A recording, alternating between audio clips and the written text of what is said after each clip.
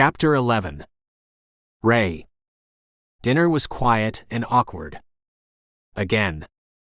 It was becoming a theme, and if Josiah was trying to hide his depression, he was failing. It was so painfully obvious by the way he looked and the dim light in his eyes, and Ray knew it wasn't all because of the pandemic and the lockdown. The lockdown wasn't easy, not by a long shot, but Ray had been busy with one thing or another. If he wasn't video calling his employees and giving them daily briefings, he was talking to his friends and having game nights, all of which Josiah had been invited to, but he hadn't joined in.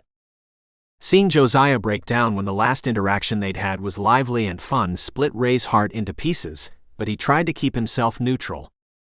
Josiah picked at his meal until it had grown cold, and as if congealed rice and cold meat was his cue, he stood up, announced his departure, and disappeared into the bedroom. Ray washed the dishes, put away the food, and wiped down the counters until the whole kitchen sparkled. Then his cell phone rang from his pocket. It was a custom ringtone, and he smiled as he put the cell phone to his ear. "Flower child," he answered. "Horny child," an airy voice replied. "Sorry I didn't call sooner. I got stuck overseas and my cell phone plan got cancelled. It's so much. Anyway, I managed to get back in the States, thank goodness for the embassy. How are you?" "We'll talk about me in a minute, Fern. You first. How was your trip?" "It was great, actually, until the world exploded with a novel virus and everything got shut down. I'm with my parents now because I had to make an executive decision, and it didn't seem wise to enter into a lockdown somewhere else." "How's your dad?" "Annoying. The deepest level of annoying, but he's fine. We've been extra careful here because he has to go out for dialysis 3 times a week, and there's no way to avoid it. I have never cooked so much in my life." "Shocking, considering you're vegan." "I am only vegan because I have an expert private chef who makes sure I never have to be hungry. I don't have time to make vegan food all the time." "Good Lord, Ray, who do you think I am?" Ray laughed. Okay. How's your mom?" "She's fine too. Retired and enjoying every second of her life. She's trying to learn Spanish." "How's it going?" "Well, she's trying to learn Spanish," Fern repeated. "Noted. Yup. Okay, your turn. Spill. I've heard rumors, but I'd rather hear things from the horse's or slut's mouth." "Are you calling me a slut?" "Would I be lying if I did, though?" "No," Ray grunted. "What rumors?" "I heard you were actually dating someone? I haven't watched much of the news lately or been on social media, but it's the whispers." "You heard right then." "Are you sure?" "I heard you were dating Josiah Nelson. You know, of the Nelsons your family has been feuding with since before you were born." "Yeah, Josiah Nelson. The one we went to school with, who had the Coke bottle glasses and won all the awards." Fern groaned. "This is an absolutely terrible idea, you know this, right?" "Dreadful idea. It's already happening, but yeah, I know it could get pretty bad. Your dad is going to lose his shit." "Yeah, but there's a positive spin here." "Yeah, there's a positive spin here. 2 positives, actually. My approval rating has gone up, and so have the stocks for the business. The whole family man thing is working." "What's the second positive?" "Oh no. You've fallen for him, haven't you? I thought you got over this in high school." "Evidently not. I mean, I really like him." "Does he know this, or does he still think it's a game?" "I don't know. We haven't really talked about it, but we kissed. I just want to point out one more thing that makes this whole relationship certifiably nuts. He's a virgin, and you fuck anything with legs and a pulse." "I know he's a virgin. It's all over his social media." Okay. So what, you're going to be Johnny No Fucks now?" "It's an adjustment." Ray laughed. "An adjustment is right." "Oh, damn it. Let me let you go." "I'll call you back," Fern promised, ending the call before Ray spoke again. Discarding the cell phone, Ray draped a dish towel over the lip of the sink exiting the kitchen and moving into the living room.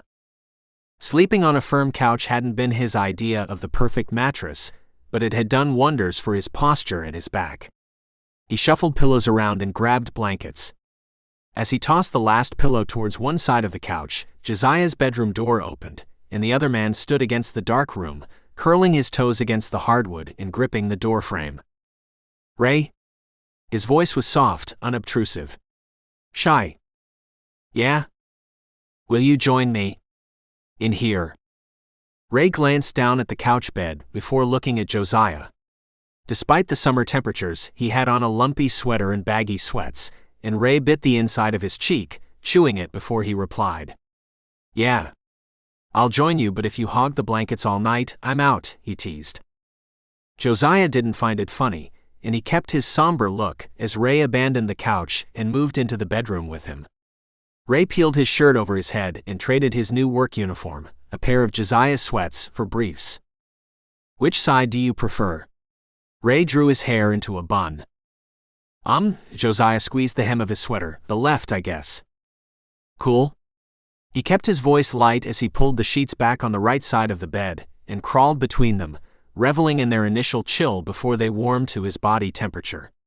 He fluffed the pillows as an internal battle raged inside Josiah, but he offered no assistance. After a few quietly tumultuous moments, Josiah peeled his sweater over his head and slipped the sweatpants off, revealing his lean legs and a pair of briefs covering his bottom half. His muscles stood out against his mahogany skin, but not because he'd gained.